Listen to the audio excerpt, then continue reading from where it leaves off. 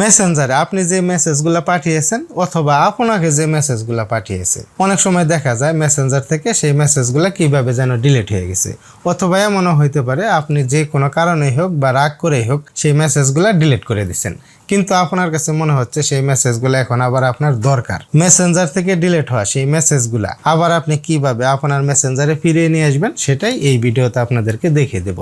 যেভাবে দেখাবো এইভাবেই কাজটা করেন, দেখবেন সেই মেসেজগুলো আপনার মেসেঞ্জারে চলে আসছে। মেসেঞ্জার থেকে ডিলিট হওয়া মেসেজ, অডিও, ভিডিও, পিকচার যে কোনো কিছুই ফেরত নিয়ে আসার জন্য আপনার মেসেঞ্জারটা ওপেন করবেন। উপরের দিকে এখানে দেখতে পারবেন থ্রিলেস আইকন, এখানে একটি ক্লিক করবেন। তারপর এখানে সেটিংস অপশন দেখতে পারবেন, সেটিংস এখানে একটি ক্লিক করে দেবেন। তারপরে এখান থেকে একবারে নিচের দিকে চলে আসবেন, see more in account centre, এখানে একটি ক্লিক করে দেবেন। এখানে ক্লিক করার পর এখানে একটি অপশন খুঁজে বের করবেন, your information and permission, your information and permission, এখানে একটি ক্লিক করে দেবেন।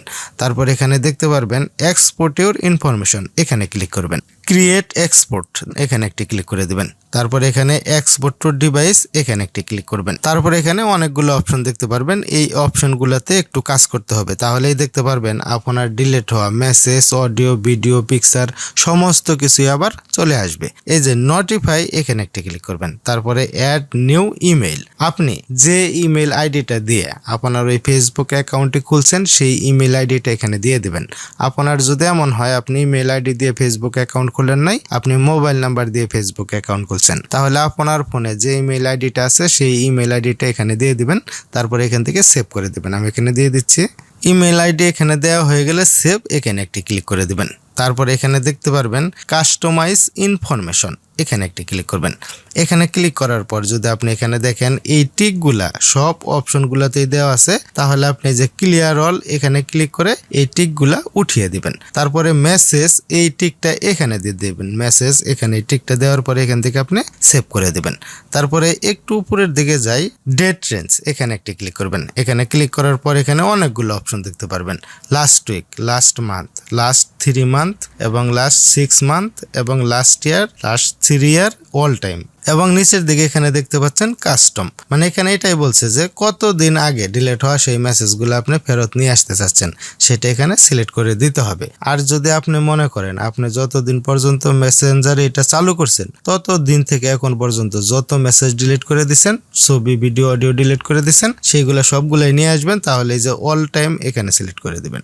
এখানে একটি কথা হলো যে আপনি যত বেশি সিলেক্ট করবেন রিকভারি হতে কিন্তু তত সময় লাগবে। এবং এই যে কাস্টম, এখানে যদি আপনি ক্লিক করেন, তারপরে এডিট, এখানে যদি আপনি ক্লিক করেন, এখানে দেখেন স্টার্ট ডেট এবং ইন ডেট, মানে কত তারিখ থেকে কত তারিখের মধ্যে আপনি ডিলিট হওয়া সেই মেসেজগুলো ফেরত নিয়ে আসতে চাচ্ছেন সেটা এখানে সিলেক্ট করে দিতে পারবেন। সিলেক্ট করে দেওয়ার পরে যেখান থেকে সেভ করে দিবেন। তারপরে আমি একবার এখান থেকে ব্যাকে আসি, ব্যাকে আসার পরে আমি কি করব, শুধু এটা দেখানোর জন্য লাস্ট উইক এটা আমি সিলেক্ট করে দিলাম।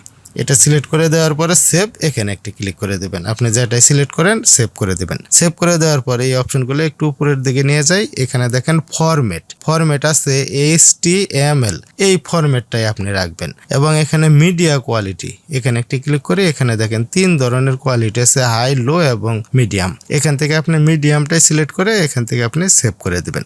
এইগুলো কাজ এখন শেষ। কাজ শেষ হওয়ার পরে এই যে স্টার্ট এক্সপোর্ট, এখানে যদি এখন ক্লিক করি তাহলে আমার ফোন থেকে যে মেসেজ, অডিও, ভিডিও যা কিছু ডিলিট করে দিছি বা ডিলিট হয়ে গেছে সমস্ত কিছু কিন্তু এখন চলে আসবে। স্টার্ট এক্সপোর্ট, এখানে আমি ক্লিক করে দিলাম। এখানে ক্লিক করার পর দেখেন এই যে এখানে পাসওয়ার্ড দিতে হবে, আপনার ওই ফেসবুকের পাসওয়ার্ডটা এখানে দিয়ে দিতে হবে।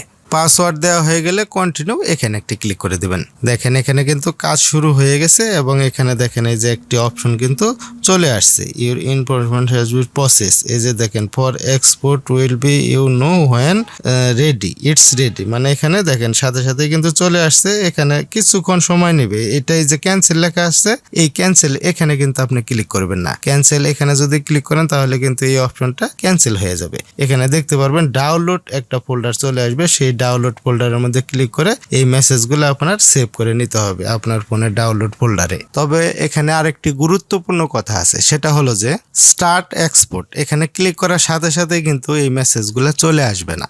1 ঘন্টা 2 ঘন্টা বা 1 দিন 2 দিন সময় নিতে পারে, সর্বোচ্চ 4 দিন সময় নিতে পারে।